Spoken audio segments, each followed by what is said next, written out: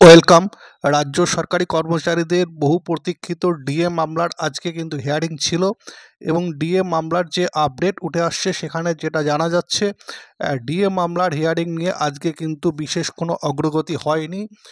Supreme কোর্টে পিছিয়ে গেল ডিএ মামলা। এই ডিএ মামলা আবারও তার যে হিয়ারিং সেটা কিন্তু আবারও পিছিয়ে গেল বলে জানা যাচ্ছে।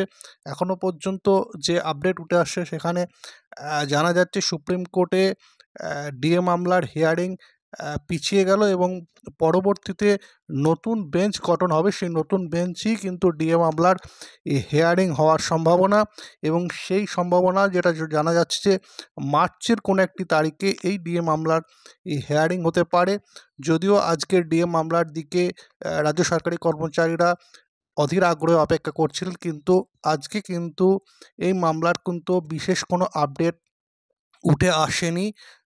এখনও ডিএ মামলার পরবর্তী হিয়ারিংয়ের জন্য আবারও মার্চ মাস পর্যন্ত অপেক্ষা করতে হবে। সেখানে নতুন বেঞ্চ গঠন হবে এবং সেই নতুন বেঞ্চে ডিএ মামলার হিয়ারিং হওয়ার সম্ভাবনা।